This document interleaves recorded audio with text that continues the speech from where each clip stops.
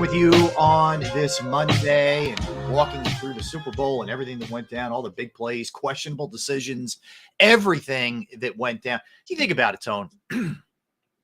I don't think either of us like either team. One beat the Eagles in the Super Bowl and the other, beat the Eagles handily in the regular season, a game that really kind of, flipped their season on its ear. But if you're just a football fan, for the very last game of the season, you got a highly entertaining game. You got a game that went to overtime. All kinds of memorable moments that we already talked about throughout the first hour of the program. I mean, you got what you wanted. You got what you wanted as a fan. That's why why the league is so great, man. It even gave you overtime. You know what I mean? And of course, the NFL, the moment that overtime went down, they were like, yes, just keep on raking it in. Oh, God, keep on raking it in, man. No, you know what I could tell you this as you're a producer as well, but as a TV producer back in another life, two things happened. One, it became a compelling game with big plays. Two, Travis Kelce started getting involved, which gave them a license to cut away to Taylor, which they love. It didn't stop.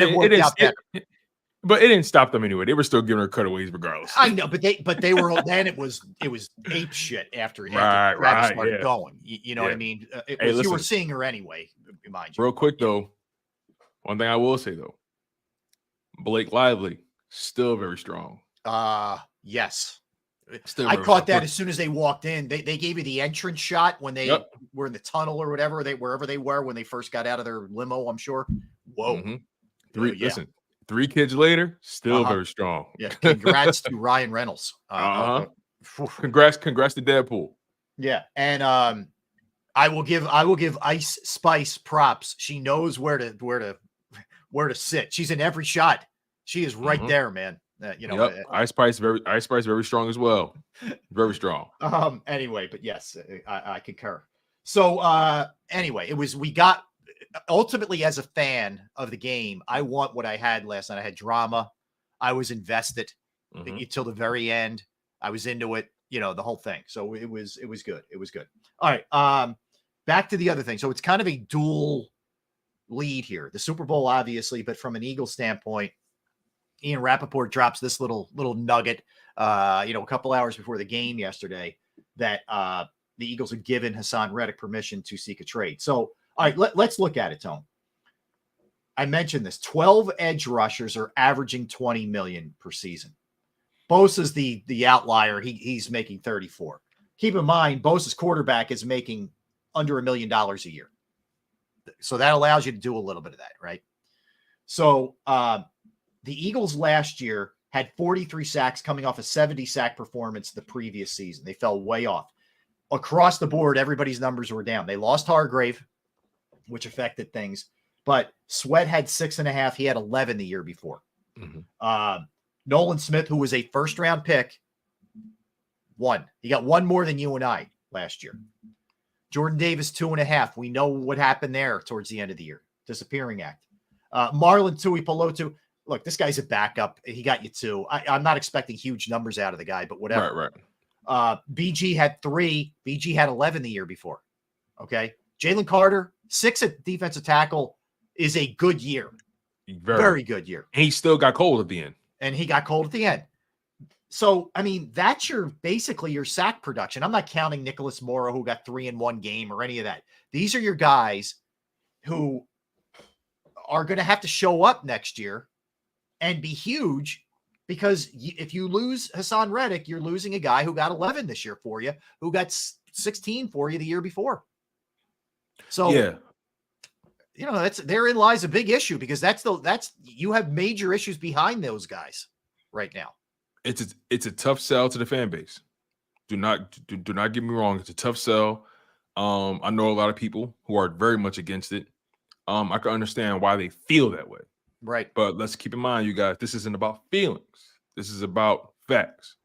And the fact of the matter is, Haason Reddick, double-digit sacks, back-to-back seasons. He wants north of $20 million. That's what he feel like. That's what he believes he's worth. And I'm not going to ever debate with a man what he believes he's worth. But but I will debate what I believe the Philadelphia Eagles are willing to pay. And I don't think they're willing to pay Haason Reddick north of $20 million, especially when the contract is going to kick in when he's at age 31. So when you factor all that stuff in, knowing what other needs the Philadelphia Eagles have on defense, and then you couple that with the massive cap hit that Haason Reddick has on the Philadelphia Eagles salary cap, and that if he's not rushing the passer, he's kind of just out there. You know what I mean? And again, I love Haason Reddick, but also he's limited. He can't drop back. You know, there's going to be situations where he may have to. That's the nature of the business. All edge rushers don't just rush. Some of them got to drop back. You know what I mean? But I can't get mad at the Philadelphia Eagles for giving Haason Reddick even the courtesy. Look, they're trying to show him respect. They're saying, listen, we understand what you think your worth is. We respect that. Yeah. This is what we'll do. We'll let you go out there and seek a trade, because as of right now, we don't feel comfortable giving you that number that you think you're worth. Right. We'll let you go out there, seek a trade. Where if you find a trade that makes sense and we can make it happen, we'll make it happen. If you could find, in other words, in so many words, they're calling his bluff, Rob. Yeah. Either you're going to go out there and find someone to pay you $20 million, or you're going to settle for what we want to pay you. And as of right now, his market value, and look, Spot Rack is not the law, it's not the Bible, but it's a point of reference. Spot Rack has his estimated AAV, which is his annual average salary, at $15.8 million. He's averaging $15 million now. So why? Let me ask the people this. Let me ask you this, right? Why does Spot Rack, a place that's pretty reputable, why do they have his estimated market value at $15.8 million where he's already making $15 million? Why do you think his value hasn't changed or moved? Why do you think that? Undersized, age creeping up, very dependent on his wheels. It isn't as big as some of these other dudes that we see who dominate. And what if you lose even a step or a half a step, it's enormous with the way that he has to play. That's why. I mean, simply put, that in my opinion, that's why. I mean, just put it in perspective. Josh Sweat is 3 years younger than him. He's 26. 3 years younger, bigger, a more prototypical edge rusher body, long arms, tall, plays the run better, plays the edge.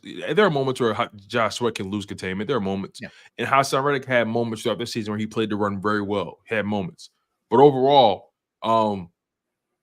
that second half of the season, that Philadelphia Eagles defensive line was giving up north of 150 yards rushing.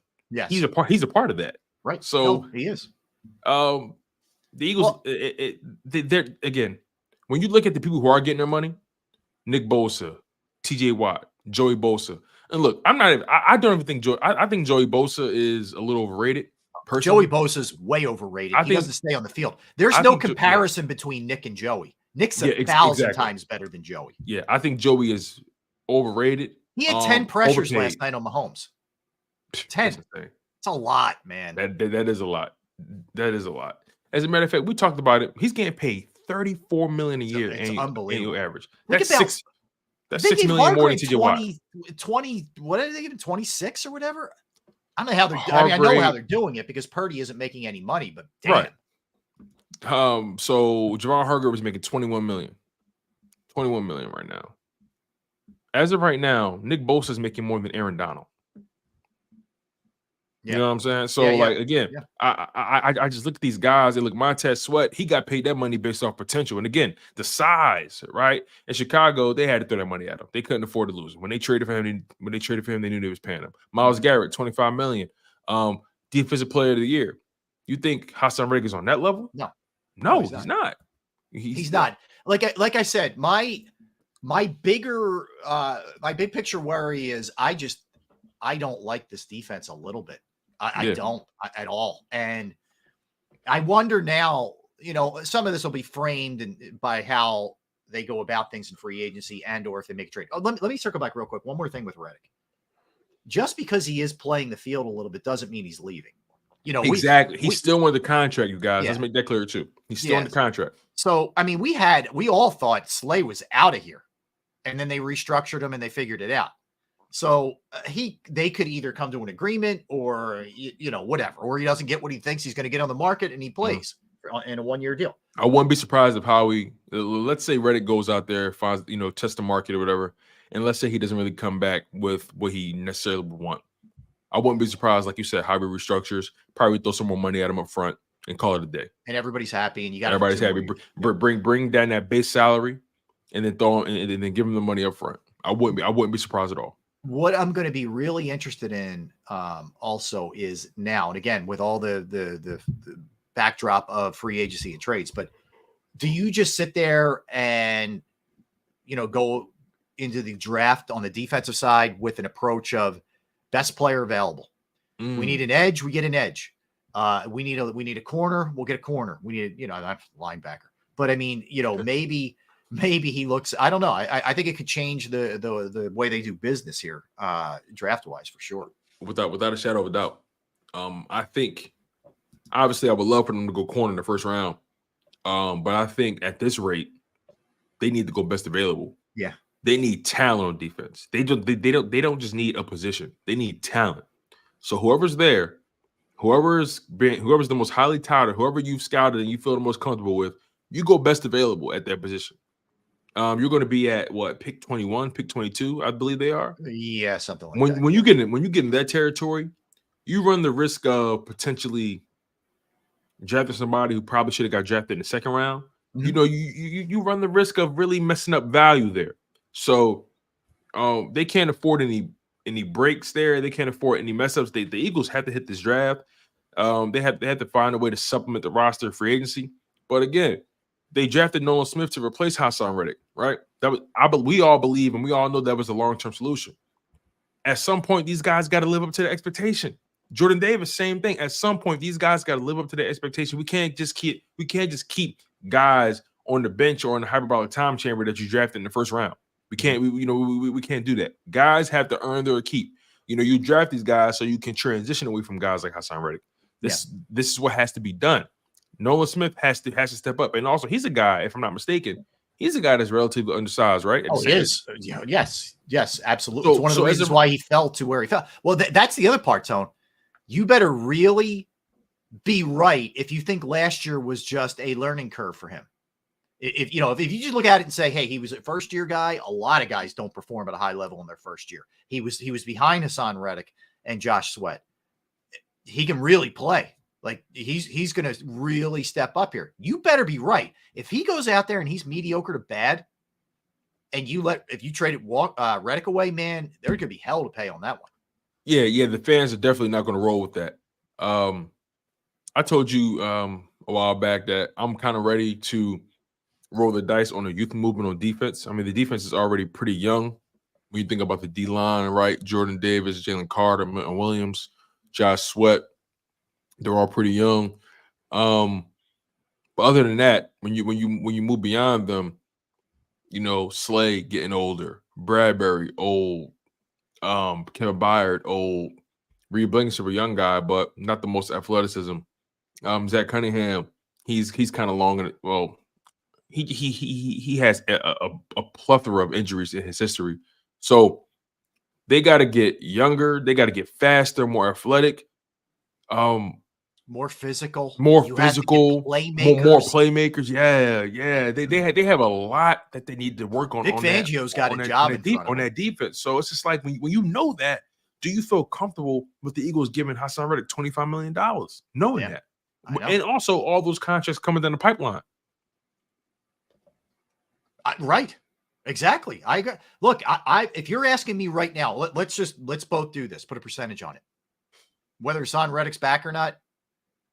I'd put it at 65, he's gone, to 35, he comes back. Yeah, I was going to say 60-40. So 60% he's gone, 40% he comes back. Okay. Yeah, that's where I'm at. And again, we learned from last year that sometimes even when it looks like it's done, it's not done, and weird stuff happens. But because someone's going to bite. Someone's going to bite. No, this might not go down till draft night. Exactly. And remember, it's an expiring contract. Yeah. Right. Keep in mind, it's an expiring contract. So teams, love taking those kind of things on. But at the same time, he's looking for an extension. You have to find a team that's willing to take that on and also give him the extension. Right. Who's going to feel comfortable giving Haason Reddick $20+ million? It's got to be somebody who feels like they're close. Like you're not going to be. Let me put it this way: Carolina Panthers aren't going to be in the running. I know we already played there, but for Haason Reddick, the Arizona Cardinals. I know people are saying trade with Jonathan Gannon. It doesn't make any sense for them. No. Yeah. Where he makes sense is if you're close. If you feel like, hey, I need that compliment on the other side to my guy who's a beast on the left side, whatever. You get that. That's who it is. It's going to be winners. It's going to be teams that are probably playoff teams or close.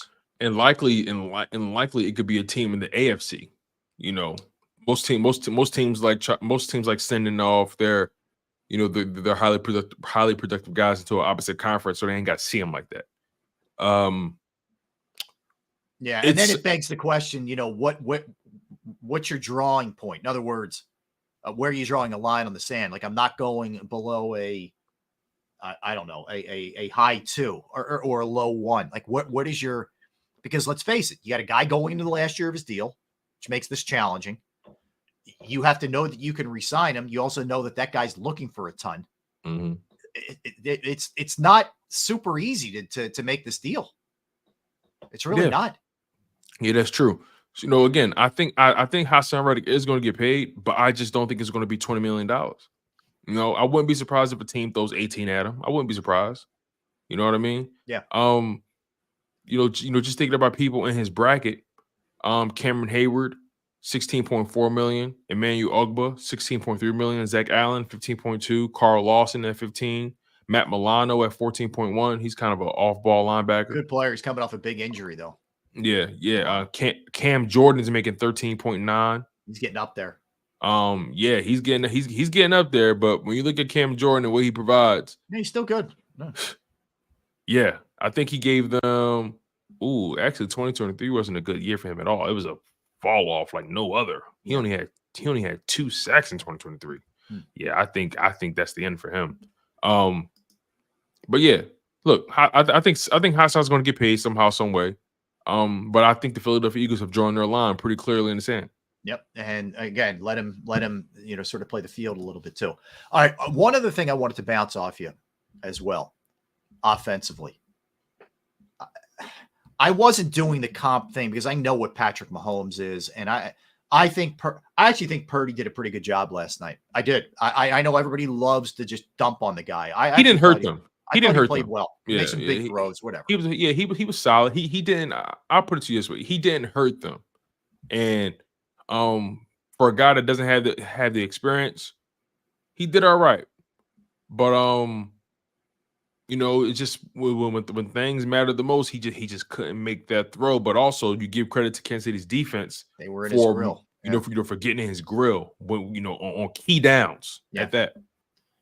But I think that, you know, you watched some of the things, and obviously it's impossible to compare people to Mahomes. So that's not what I'm doing. Okay. I know he's in a different stratosphere, but you wonder if you can get Jalen back to that level he played at last year's Super Bowl, where he was spectacular. That was what I was thinking also in the fourth quarter and then the overtime in that game, because we didn't see that guy. We saw little flashes here and there, but not enough. Yeah, the closest we seen to that was the Bills game. Yeah, in my opinion, that was the closest we've seen. Just that, you know, seeing the talent, and clutch. You know, yes, exactly. I was just about to say that the talent coming head to head with the clutchness. That was what we saw in that Bills game, man. We didn't really see that all year. That was the closest we had to that Super Bowl performance, and I don't think he's had a performance really to the level of that Super Bowl at all since then. So, you know, to your question, can Jalen Hurts get back to that level of play? Can Jalen Hurts get back to being an MVP candidate, right? What I'm looking for from Jalen Hurts at this point, first and foremost, protect the football. That's first and foremost, protect the football. But secondly, I want to see the development in the pocket, right? The last thing I want to do is change Jalen Hurts' skill set. I want Jalen Hurts to lean into what he is. Me too. Right? Run. Be that dual threat guy. Be that Swiss Army knife. Be that back break on third and longs. Right. I want Jalen Hurts to get back to doing what he does well, but in the same breath, I want to see a much more improved pocket presence. I want to see more confident throws, more decisive throws, utilizing more parts of the field except for just outside the numbers. I just want to see him improve as a quarterback. The work ethic isn't something I would never question. The commitment is something I would never question. But sometimes guys max out.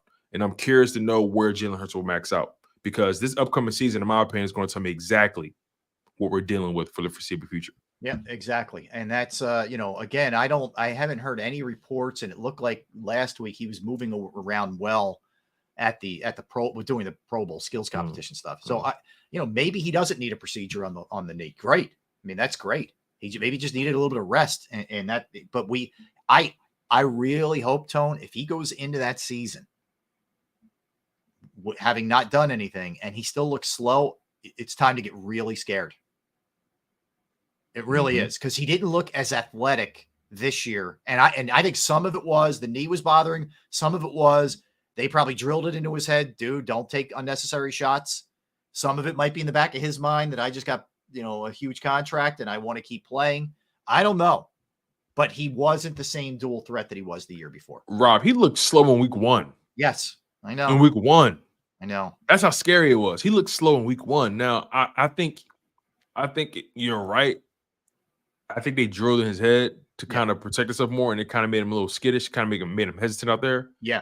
But at this point, man, look, the money's in the bank already. Get back to playing football, man. Yep. Do you.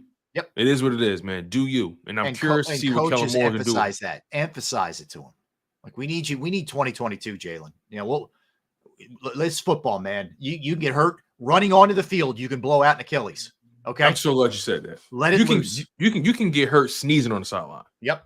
So why even waste time trying to litigate injuries? Why? Yeah. Or legislate injuries, rather. Why waste time? Go out there, play your game, and if a sniper hits you, a sniper hits you. Yeah. That's just it's the nature of the game. I'm really curious to see what Kellen Moore could bring out of him. I really am. You and I say it all the time. Quality hire, but what will it look like? What would that marriage look like between Kellen Moore and Jalen Hurts? It's something that we have to consider, but also I'll take it a step further. Nick Sirianni's future is hinging on Jalen Hurts' success. 100%. Hinging on it.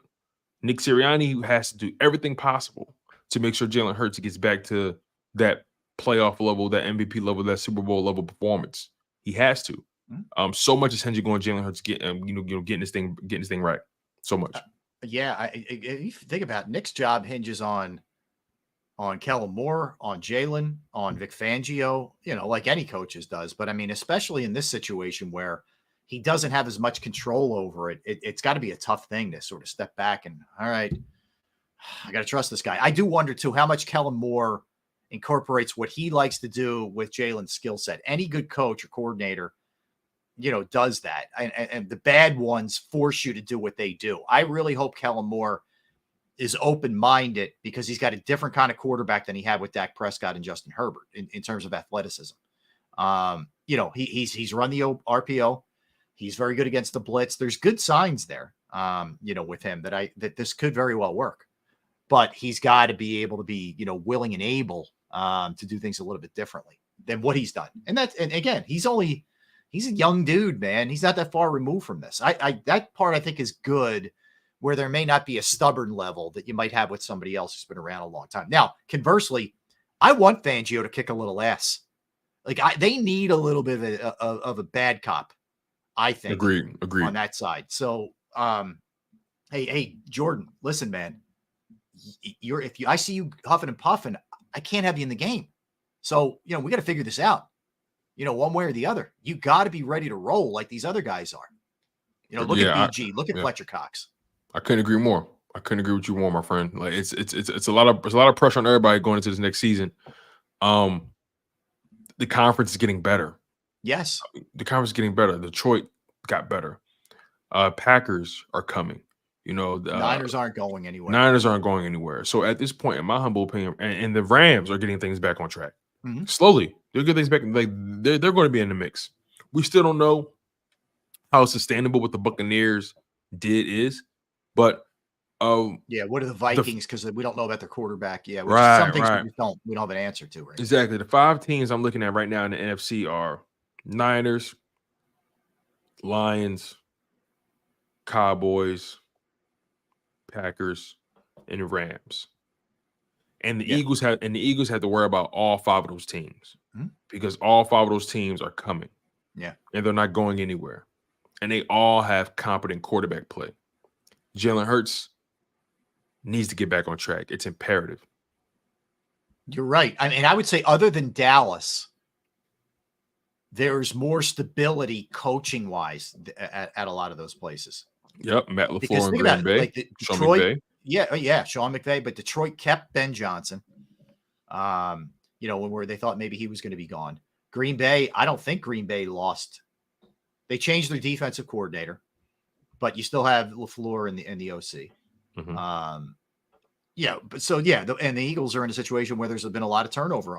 Coaching turnover and player turnover on the defensive side of the ball for sure. I mean, offensively, you could be looking at what other than a different running back. And Kelsey's the other. All right, speaking of, he was in the suite. He had the overalls on. Then he was on the field watching it. And take it, even if you want to take the entire week that he spent there partying and all that. Did it lean you either way? This tells me he's coming back. This tells me he's going. What I didn't. I'm not. It didn't move my needle either way. But where are you at? Oh yeah, my needle really didn't move. The furthest I got was, man, he's having a lot of fun with his free time.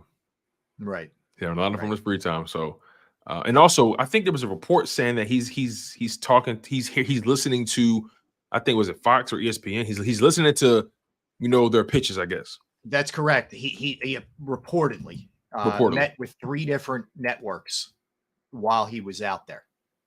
Yeah, you can look at it one of 2 ways. One, he's looking to make his move now, or 2, he's further, laying groundwork for whenever he does hang it up. Because think about it too, when they had their bye week, he went to, it's called like boot camp or whatever and he spent the day with the Prime people who do the Thursday night games. We went through all the production meetings and all the behind the scenes stuff. So he's always thinking about the future. And whether that means that's happening immediately, I don't know. I think he's just a guy who's very smart about, hey, I got to get myself ready and get my, plant my seeds here. Absolutely. Yeah. It's unwritten, but I'm still on the side of our guy Kelsey coming back for one last hurrah. I'm still on that side of things. Okay. All right. Let's come back. We will swing it back at 1:00 to the NFL. Some of the other things with the Super Bowl and whatnot, and just happenings around the league. Later, we'll get into commercials, halftime usher, the stars were out. Did you see the cutaway? I'll just do this one now. The cutaway to Lady Gaga. No, missed that one. All right, see if you can find it during the break. She couldn't have looked like she wanted to be anywhere else. She was just like, get me out of here, man. You have to look at what she's got, all this like glittery stuff around her eyes. Yeah. But she's like gaga'd up, whatever. But dude, she's like, was this during halftime show? Like, when was this? No. It was actually during the game. She was in a suite. It just heads look like she had, and you know how it is. You catch somebody at a moment or whatever. Typically like those kind of people, like their handlers or like their PR people, they tell them to show up to these events. So they can kind of like show face. And it's a great PR move. That's what they do. And most of the time, those guys are like, all right, I'll go, whatever. I'll show face, I'll shake some hands and whatever.